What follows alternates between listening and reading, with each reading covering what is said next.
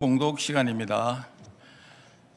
성경 사도행전 16장 6절에서 10절입니다. 사도행전 16장 6절에서 10절입니다. 다 같이 찾으시면은 합독하겠습니다.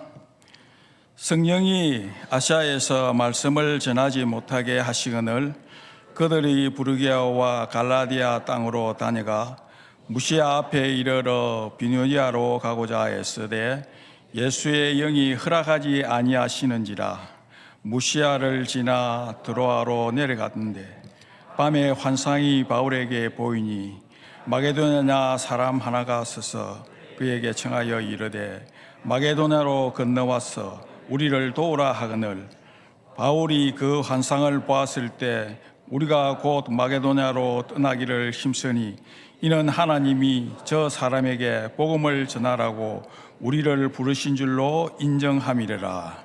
아멘. 할렐루야. 반갑습니다. 이렇게 시무하시는 장로님들께서 나오셔서 은혜로운 찬양해 주시고 또 오케스트라 찬양대로 아름다운 찬양으로 하나님께 영광 돌리는 이 아름다운 모습 보면서 천국에서 하나님께 우리가 함께 한 목소리로 찬양하는 그때가 머릿속에 그려집니다. 너무 감사하고요. 저는 1989년 3월 달에 우리 교단 KPM 선교사로 파송을 받아서 방금 사회하신 장로님을 통해서 여러분들에게 소개드린 대로 본부에서 사역한 그 기간까지 포함해서 정확하게 36년 9개월 사역하고 작년 연말에 선교사에서 은퇴했습니다. 사실 은퇴하고 난 다음에 한 달도 채 안 되는 그런 짧은 시간이지만은 지난 사역 기간 동안에 베푸신 하나님의 은혜가 너무 크고 또 모든 성도님들의 기도와 또 후원도 잊을 수 없는 그런 감사로 남아 있습니다. 우리 황원선 담임 목사님께서 KPM 이사장님으로 계실 때 제가 본부에 사역을 했었는데요. 제가 목사님 사랑을 참 많이 받았습니다. 은퇴하고 난 다음에 한번 꼭 와주세요. 그렇게 말씀을 하셨고 또 이렇게 오게 된 그런 기회에 여러분과 함께 예배드리고 또 말씀을 전할 수 있는 그런 기회를 갖게 되어서 너무너무 감사를 합니다. 우선 제가 설교하기 전에 여러분들에게 이런 질문을 한번 드리고 싶습니다. 여러분이 신앙생활 하시면서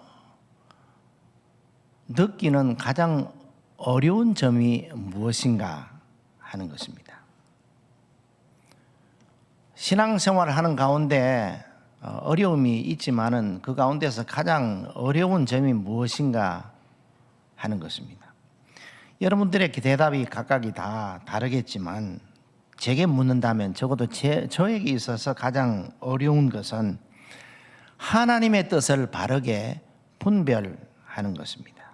제가 만일 하나님의 뜻만 바르게 분별할 수 있다면 그리스도인답게, 목사답게, 선교사답게 부끄럽지 않는 삶을 살 수 있을 것으로 믿기 때문입니다. 여기 계신 여러분들 가운데서도 어쩌면 저와 같은 생각을 하고 계시는 분들이 있을지 모르겠습니다. 그러면 어떻게 하나님의 뜻을 바르게 분별할 수 있을까 하는 것입니다. 제가 이전에 어떤 책을 읽으니까 그 책에서 어떤 목사님이 하나님의 뜻을 바르게 분별할 수 있는 어떤 방법이 있을까 그렇게 하는 그것을 아주 재미있게 자동차를 예를 들어서 설명을 하더라고요. 우리가 하나님의 뜻을 잘 분별할 수 있도록 하기 위해서는 항상 자동차 기어 아시죠? 기어를 중립에 놓고 하나님의 인도하심을 기다리는 것이다 그렇게 말했습니다. 여러분 잘 아시는 대로 자동차 요즘 거의 다 오토매틱 자동으로 그렇게 운전하는 그런 차인데 이 오토매틱 기어에는 4가지 기능이 있습니다. P가 있고 R이 있고 N이 있고 그 다음에 D가 있습니다. P, 파킹, 주차하는 것이죠. 그 다음에 R은 reverse 해서 뒤로 가는 겁니다. 소위 빠꾸, 뒤로 가는 거예요. 그 다음에 D, 드라이브, 앞으로 주행하는 것입니다.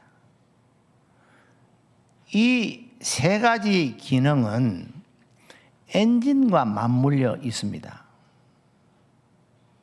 그런데 나머지 하나인 N, neutral, 이것은 엔진에서 기어를 떼놓는 것입니다. 기어가 엔진에 맞물려 있어야만 작동을 합니다. 그런데 이 중립 N, neutral, 이것은 기어를 중립에서 기어를 엔진에서 떼놓기 때문에 N에 놓으면 아무런 작동을 하지 않습니다. 우리는 주행하는 가운데 N은 거의 사용을 하지 않지만은 이 N이 여러모로 유익한 기능을 가지고 있습니다. N은 공회전을 줄이고 연료를 절감하고 급발진을 방지합니다. 그래서 우리가 신호등 출발선 앞에서 대기하고 있을 때에 가능하면 기어를 중립인 N에 놓고 기다리면 좋습니다. 꽤 오래 전부터 한국에는 자동차로 흘러 넘칩니다. 길거리에도 전부 자동차로 꽉꽉 차서 주차하기가 어려운 그런 상황이 있습니다. 특별히 아파트에서는 주차 전쟁입니다. 조금만 늦으면은 주차할 곳이 없어요. 그래서 뺑뺑 몇 바퀴 이렇게 돌아야 하는 그런 경우 발생입니다. 그러다가 그래도 자리를 확보하지 못하면 할 수 없이 이중 주차를 하게 됩니다. 그렇죠? 이중 주차. 남의 차 앞에다가 차를 갖다 대는 것입니다. 그런데 여러분 잘 아시다시피 이중 주차에 있어서 필수적인 것이 뭐냐면 기어를 중립에 놓는 것입니다.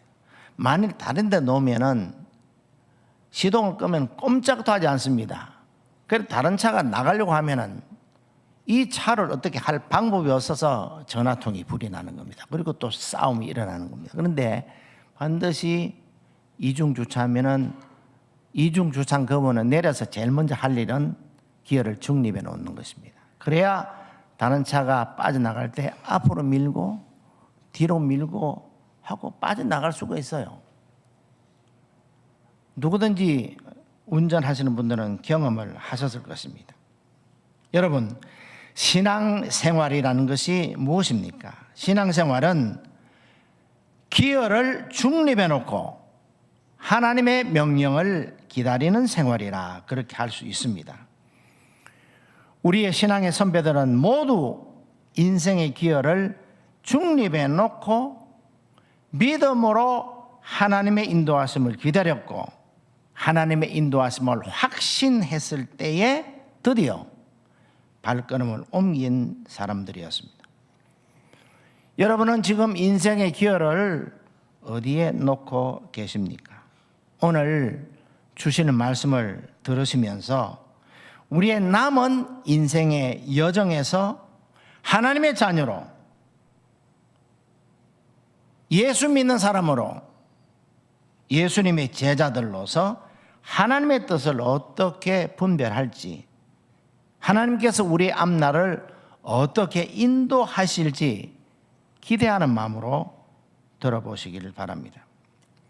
바울이 전도 여행을 위하여 이곳저곳을 다니는 중에 이상하게도 하나님께서는 바울이 아시아에서는 복음을 전하지 못하도록 막으셨습니다. 우리가 성경 읽어보면 그는 부르기아와 갈라디아 땅을 지나 무시아에서 비두니아로 가려고 애를 썼지만 성령님께서 가지 못하도록 막으셨습니다. 처음에는 바울이 이해하기가 어려웠을 것입니다. 다른 일 하러 가는 것이 아니라 복음 전하러 가는데 또 그쪽으로 가면 틀림없이 사역의 열매가 많으리라 생각하면서 가려고 하는데 하나님이 자꾸만 가지 못하도록 막으시는 겁니다. 여러분, 어떤 일을 계획하고 이제 그 계획대로 하려고 하는데 계속 막힌다면 하나님께서 어쩌면 그것을 하지 말라고 하시는 것이 아닌지 생각해야 합니다.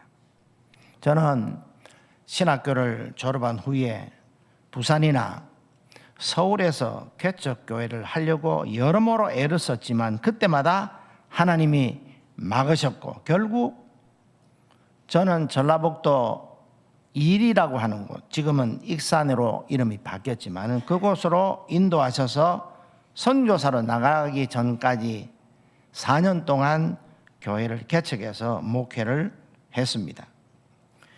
제가 혹은 여러분이 우리가 하나님의 자녀라면 아무리 좋은 계획이 있더라도 하나님의 허락 없이는 절대로 안 됩니다. 결국 바울은 성령님께 순종하여 드로아로 내려갔고 그 밤에 거기에서 하나님의 보여주시는 놀라운 환상을 보게 되었습니다. 마게도냐 사람 하나가 서서 바울에게 손짓하면서 건너와서 우리를 도우라고 호소하는 것이었습니다. 그제서야 바울은 왜 하나님께서 아시아로 가서 복음을 전하려는 계획을 허락하지 않으셨는지를 깨닫게 되었습니다. 바울은 즉시 순종하여 마게도냐로 떠났습니다. 마게도냐는 오늘날로 치면 유럽입니다. 마게도냐의 관문은 빌립보입니다. 그러니까 빌립보는 유럽으로 들어가는 입구라 그런 말입니다. 그래서 결국 바울의 순종을 통하여 유럽의 최초 교회인 빌립보 교회가 생겼고 빌립보 교회를 통하여 전 유럽이 복음화가 되었습니다. 사랑하는 여러분, 무슨 일이든지 억지로 하면 절대로 안 됩니다. 특별히 하나님의 일은요, 억지로 하면 절대로 안 됩니다. 하나님이 인도하실 때까지 참고 인내하면서 기다려야 합니다. 참고 기다리는 것 너무너무 중요합니다. 조금만 더 참고 기다리면 되는데 그걸 못 찾는 겁니다. 그래서 그동안 쌓았던 것까지도 다 무너져버리는 그런 경험 혹시 하셨나요? 여러분 혹시 참고 기다리고 인내하는 일이 있으십니까? 조금만 더 참으십시오.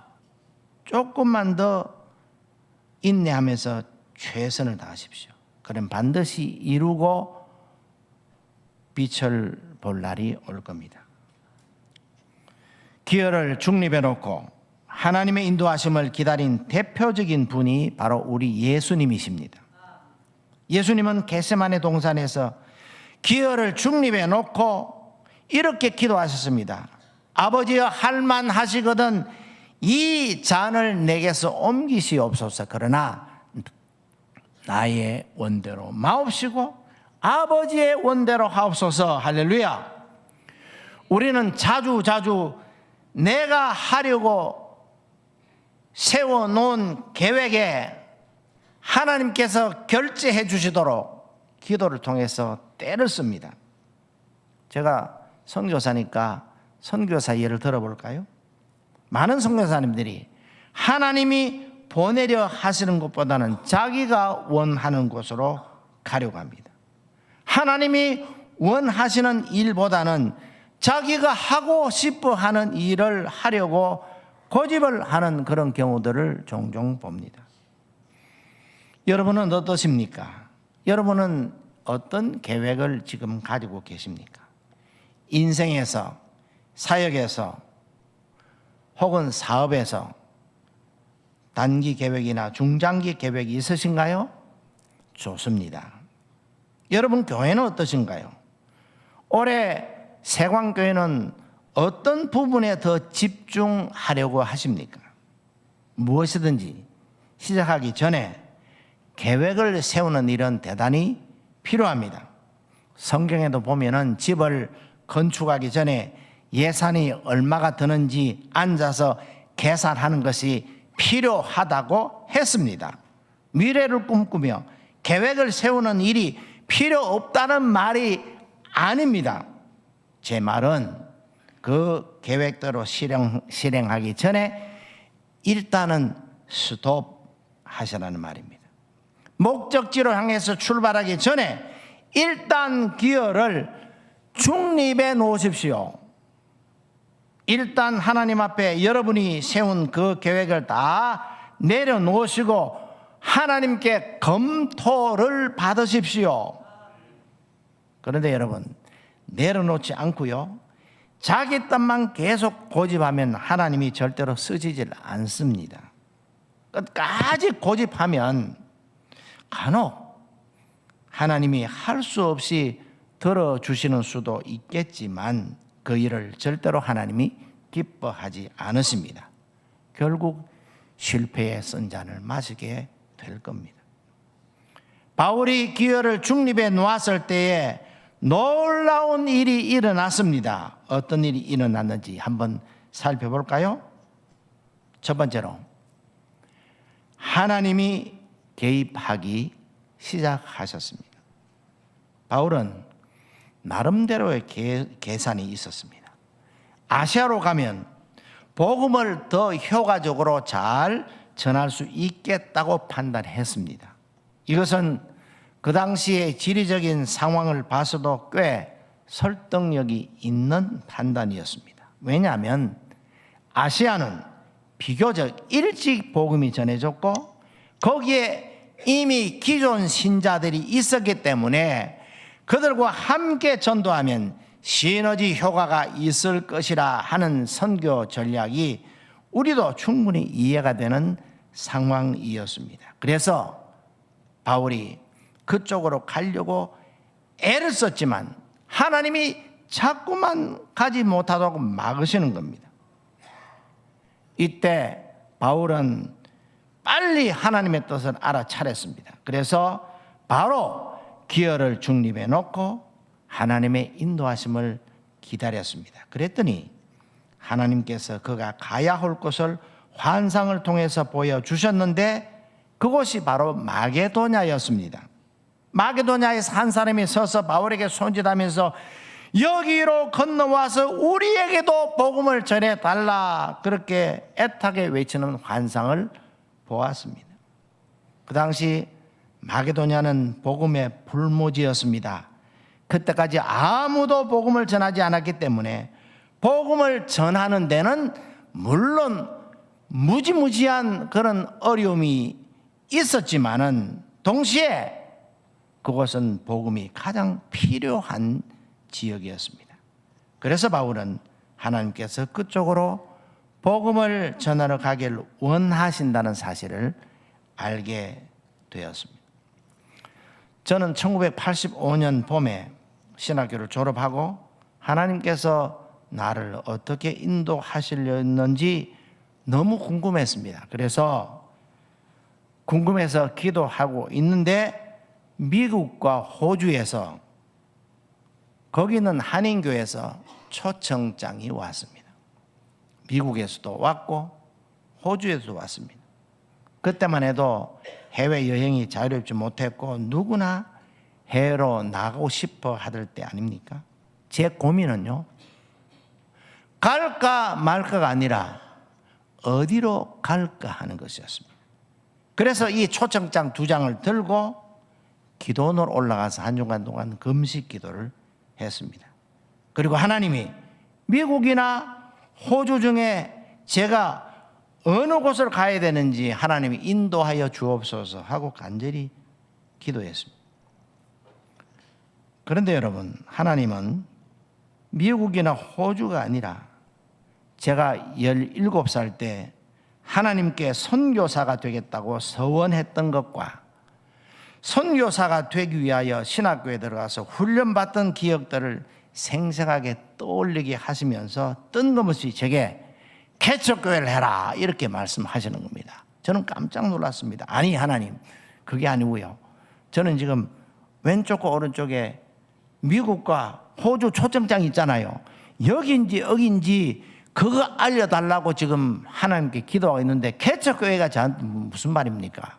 그랬습니다. 그래도 하나님 다시 저에게 개척교회 하라고 하시면서 이런 말씀을 제 마음속에 강하게 하시는 거예요. 네가 선교사가 되려고 17살 때 헌신했지? 그러면 국내에서 개척교회 경험 없이 어떻게 선교사가 되려고 하느냐? 그렇게 말씀하셨는데 제가 그 말씀에 순종하지 않을 수가 없었습니다. 하나님이 저를 인도하셔서 선교사로서 가장 잘 훈련할 수 있는 익산, 그 당시는 일이라고 했는데 원불교 본산지 전라북도 이리에서 교회를 개척하기 위해서 미래 선교사로 저를 강하게 훈련시키셨습니다. 만약에 제가 그때 미국이나 호주로 가겠다고 억지로 하나님 앞에 고집을 부렸다면 어떻게 되었을까? 지금도 가끔 생각을 해봅니다.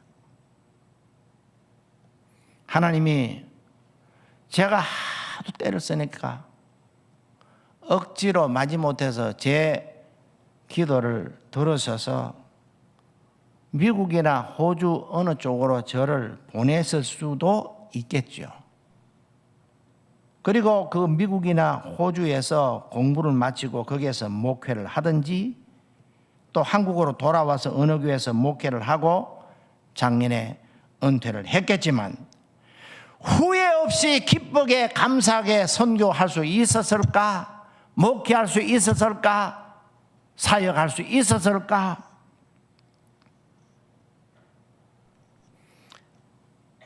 만일 그랬다면 제가 선교사가 되지 않았을 테고 따라서 여러분은 오늘 여기에서 만날 일은 없겠죠.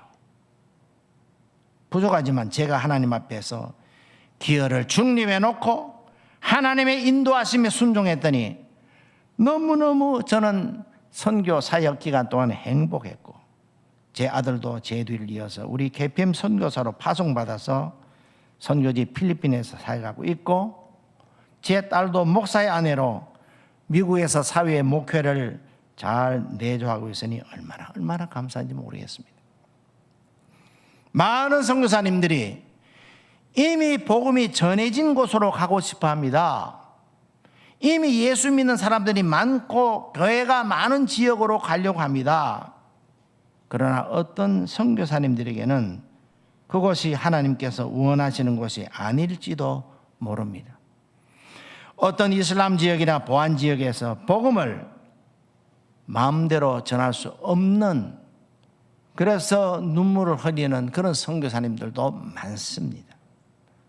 교회를 세우고 싶어도 세울 수 없어서 힘들어하는 선교사님들도 많습니다. 그럼에도 불구하고 그들에게 복음이 필요하고 누군가 이들에게 복음을 전해야 되기 때문에 우리는 가야 하고 또 갈 수 없으면 대신 누구를 보내야 됩니다. 그들이 선교사입니다. 두 번째로 응답은 고난으로부터 시작되었습니다. 바울이 기여를 중립해 놓고 하나님의 인도하심을 받기 시작했을 때 그것은 축복이 아니라 오히려 고난이 시작되었습니다. 바울이 마게도냐의 첫성 빌립보에서 전도하다가 만난 귀신 들린 한 여종을 고쳐주었습니다. 이 귀신 들린 여종은 귀신의 힘을 빌어서 점을 잘 치기 때문에 그 주인의 손에 막대한 불을 가져다 주었습니다. 그런데 바울이 그 여종의 속에 들어있던 더러운 귀신을 내쫓아 주자 귀신이 쫓겨나갔고 그 여종은 그저 평범한 사람으로 돌아왔습니다. 그래서 더 이상은 점괘가 안 나오는 겁니다. 귀신에게서 자유를 얻은 것입니다. 그러면 좋은 주인이라면 오랜 세월 동안 귀신에게 사로잡혀서 종로로 타던 여종이 자유함을 얻었으면 가장 기뻐해야 되지 않을까요?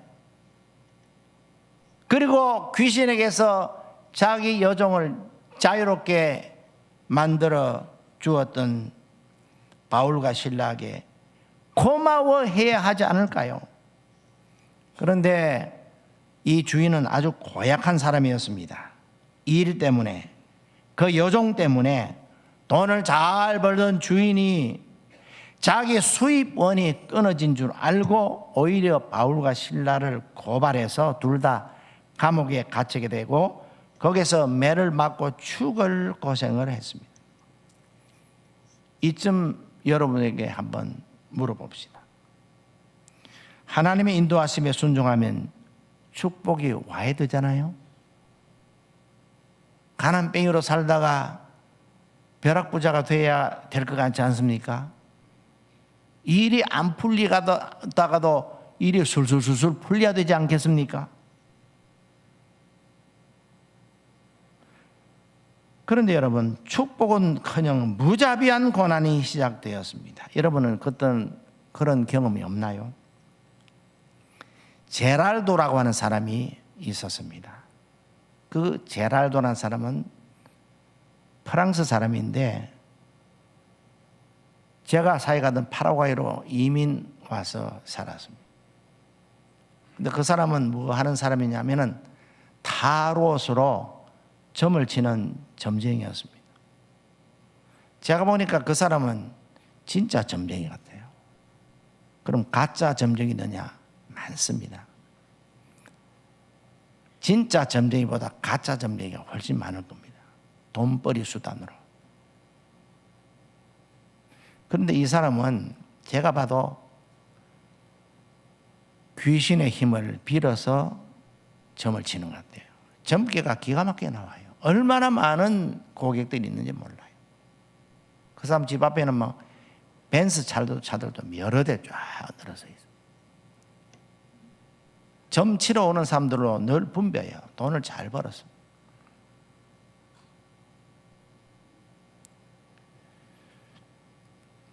우리 교회하고 딱 붙어 있는, 그러니까 담장 하나 사이 두고 우리 교회, 그 사람 집, 그렇게 돼 있었어요. 저는 그 점쟁이를 하나님께서 보내주신 사람으로 생각하고 전도하려고 참 잘해 주었습니다. 제가 한국을 다녀가면 조그만 선물이라도 사서 가서 주고 이렇게 했습니다. 처음에는 참 잘 지냈어요.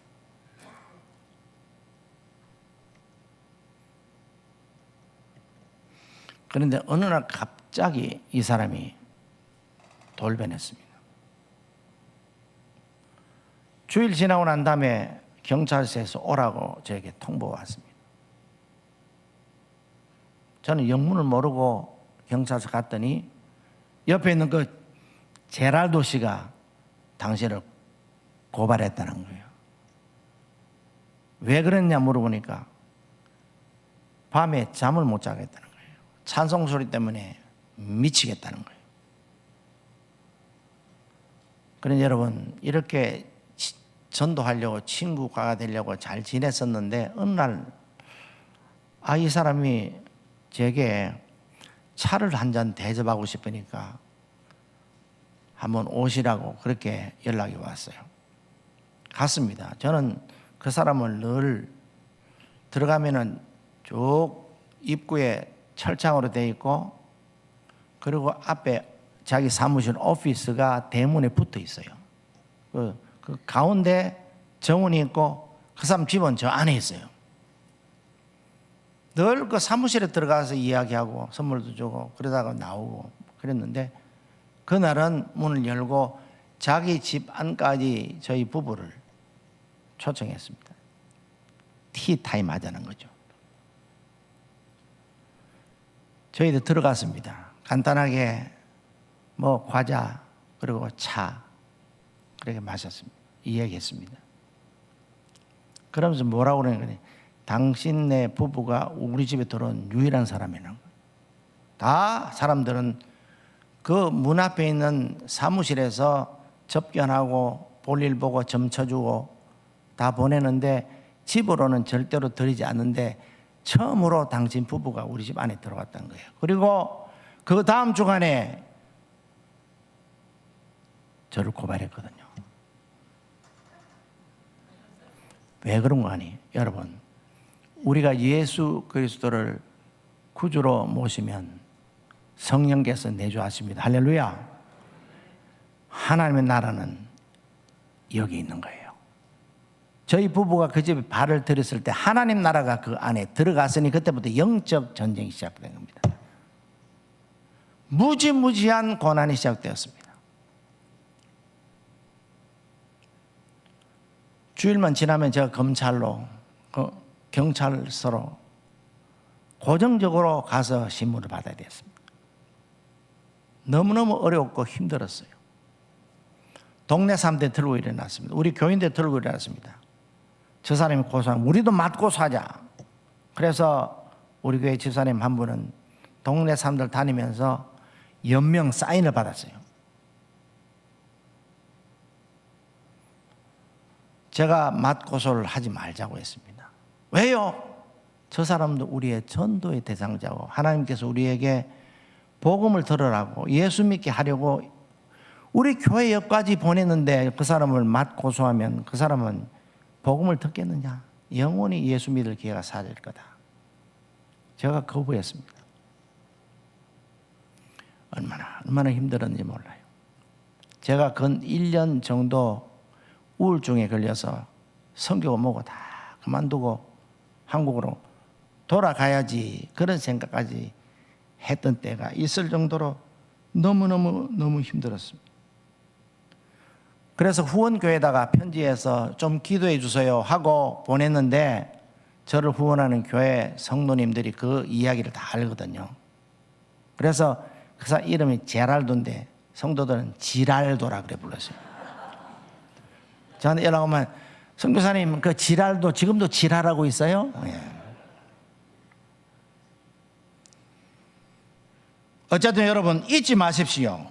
기여를 중립해 놓고 하나님의 인도하심을 확신했음에 불구하고 고난이 온다면 그것은 확실한 하나님의 뜻임을 믿으시길 바랍니다. 하나님의 인도하심은 대부분 고난으로부터 출발합니다. 우리의 많은 믿음의 선배들이 그 길을 갔습니다. 세 번째로, 그러나 결국 축복으로 마쳤습니다. 바울은 감옥에서 하나님의 함께 하심을 경험했습니다. 복음 때문에 억울하게 누명을 쓰고 매맞고 감옥에 갇힌 바울과 실라는 한밤중에 기도하며 하나님을 찬송할 때에 큰 지진이 나서 옥터가 움직이고 문이 활짝 다 열리면서 그들에게 묶였던 쇠사슬이 다 풀렸습니다. 하나님께서 하신 일이에요. 왜 하나님이 그렇게 하셨을까요? 그것은 하나님께서 바울과 실라를 감옥에서 도망치도록 그렇게 해 주셨으니 도망쳐야 되잖아요. 그러나 그들은 도망을 치지 않았습니다. 간수는 자다가 깨어서 이렇게 보니까 지진이 나서 막 흔드는데 잠이 오겠습니까? 눈을 뜨고 보니까 감옥 문이 활짝 다 열린 것을 보고 틀림없이 죄수들이 다 도망친 줄 알고 나중에 상관에게 문책 받을 것이 두려워서 어떻게 했습니까? 칼을 빼어서 자결하려고 했습니다. 그럴 때 바울과 실라가 뛰어나왔습니다. 바울이 크게 소리 지르면서 우리가 다 여기 있다. 너의 몸을 상하게 하지 말라고 했습니다. 간수가 바울과 실라에게 달려가면서 그 앞에 납작 엎드려서 물었습니다. 선생들아, 내가 어떻게 해야 구원을 받으리까? 그렇게 했을 때에 그 유명한 바울의 대답이 바로 이것입니다. 주 예수를 믿어라. 그리하면 너와 내 집이 구원을 받으리라. 간수는 너무나 기뻤습니다. 그래서 어제는 바울과 바나바를 채찍으로 때렸던 그가 오늘은 그들이 맞은 그 상처를 치료해 주고 붕대로 싸매 주었습니다. 그리고 그와 온 가족이 세례를 받았습니다. 할렐루야. 여러분, 하나님의 뜻이 무엇입니까? 하나님의 뜻이 무엇이었습니까? 왜 바울과 실라가 복음을 전했을 때에 상을 주지 않고 오히려 감옥으로 보냈었죠? 그것은 감옥으로 가지 않으면 만날 수 없었던 그 간수와 그 모든 가족이 예수를 믿고 세례를 받게 하시려고 바울과 실라를 감옥으로 보내셨던 거예요. 여러분, 이게 복이 아니고 무엇입니까? 여러분, 점쟁이 제랄도 이야기 궁금하시죠? 궁금하시죠? 그 후에 이런 일이 있었습니다. 갑자기 우리 옆집에 사는 그 분이 저한테 그 제랄도 병원에 입원한 거 아느냐고 그래. 깜짝 놀랐습니다. 왜? 이러니까 큰 수술을 했다는 거예요. 그러면 들려주는데 여기에 장이 썩어 들어가는 그런 병에 걸려서 가서 장을 다 잘라내는 대수술을 하고 병원에 누워 있다는 거예요. 그래서 제가 이때다 하고 제가 꽃다발을 딱 준비해가지고 문병 가려고 제 아내에게 여보, 제랄도가 저렇게 수술하고 누워 있다는데 한번 문안 갑시다 하니까 제 아내가 안 가겠다는 겁니다. 같이 가자 그랬더니 그렇게 우리 애를 먹이는데 거기 왜 갔냐는 거예요. 그래도 우리가 선교사 그러면 안 되지. 원수도 사랑하라 그랬는데. 그래 아내를 설득해서 아내도 그럼 가자고. 그래서 함께 갔습니다. 병실문을 똑똑 두드리니까 그 아내, 이름이 잉그릿이라고 하는 아내가 문을 이렇게 상 열어보더니 저를 보고 깜짝 놀랐더니 다시 문을 쾅 닫습니다. 그리고 아내 소리가 들리기를 여기 뭐하러 왔냐고, 당장 가라고, 필요 없다고 문전박대를 당했습니다. 집으로 돌아오는데 참 처참하더라고요. 그 다음날 제가 제 아내에게 또 말했습니다. 오늘 또 갑시다. 아내가 어제 그렇게도 창피나고 오늘 또 가냐고. 당신 혼자 가라고. 안 간다고. 아무리 가자고 그래도 안 가더라고. 그러니까 할 수 없이 저 혼자 갔죠. 화분을 하나 딱 준비해서 예쁜 화분 가지고 갔습니다. 똑똑. 그러면 이번에는 어떤 반응이 올까 궁금했습니다. 이번에는 막 물로 나를 갖다 이렇게 확 찌그릴지 어쩔지 몰라. 똑똑 치는 게 문을 싹 열어보더니 날 보더니 들어오라고 그런 거예요. 할렐루야. 깜짝 놀랐습니다. 오늘도 제가 문전박대 받는 줄 알고 갔는데 문 열고 들어오라니까 제가 얼마나 놀랐습니까? 알고 보니까 그 전날 두 부부가 이야기했던 거예요. 아무리 우리가 미워도 그렇지 이렇게 수술에 누워있는 사람 아무도 병문안도 안아주는데 저 목사 부부가, 선교사 부부가 병문안 온 사람을 우리가 내쫓는 건 좀 너무했잖아.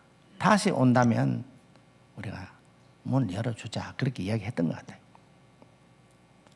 제가 들어갔습니다. 힘없이 누워있는 그 지랄도를 보면서 제가 그날 그 사람에게 복음을 전했고 기도해 주었습니다. 그리고 그 일을 계기해서 그 사람이 제가 파라과이 떠나기 전까지 교회를 나오지는 않았지만 핍박을 거치고 친구가 되어서 제가 본부 사회 갈 때 매년 연말되면 저한테 성당 카드가 오고 그랬었습니다. 이런저런 이야기는 제가 지난해 7월에 우리 교단 선교 대회했는데 그때 제가 선교 사역을 마감하면서 책을 제가 하나 냈거든요. 때레레 나라 파라과이를 소개하고 선교 사역 파라과이를 소개하는 그 책을 하나 해서 제가 오늘 담임 목사님에게 선물을 드렸습니다. 그런데 여러분 가운데 혹시 이 책이 궁금해서 참 읽어보기를 원하시는 분들은 담임 목사님에게 말씀드리면 제가 책을 보내드릴게요. 돈을 받는 것이 아니고 그냥 보내드릴게요. 그래서 꼭 읽어보고 싶다 하는 분들은 담임 목사님에게 말씀드리면 제가 보내드리겠습니다. 사랑하는 성도 여러분, 우리에게 있어서 최고의 복은 돈 많이 벌어서 백만장자 되는 것이 아니라 우리가 하나님의 도구로 마음껏 사용되는 것인 줄 믿으시길 바랍니다. 하나님의 법칙은 두 가지입니다. 한 가지는 내 시작은 비록 미약하였으나 내 나중은 심히 장대하리라. 할렐루야.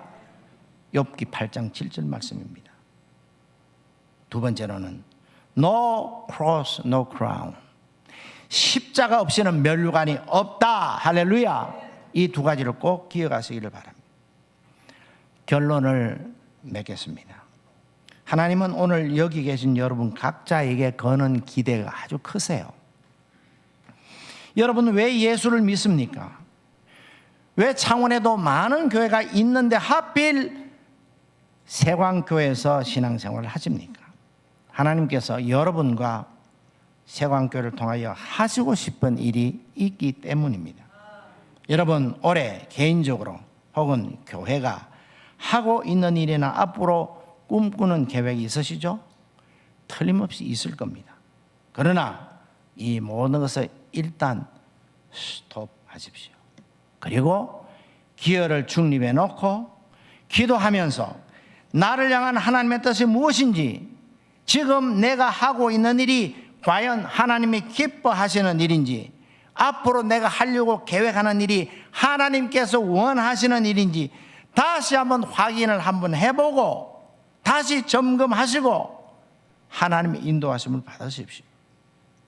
그러면 하나님께서 여러분을 놀랍게 인도하시고 세광교를 통하여 하나님의 위대하신 일을 이루실 것이고 여러분의 남은 인생을 멋지고 아름답게 사용하실 줄 믿습니다. 다 같이 눈을 감으십시다. 그리고 들으세요. 여러분은 지금 인생의 기여를 어디에 놓고 있습니까? 달리고 있습니까? 후진하고 있습니까?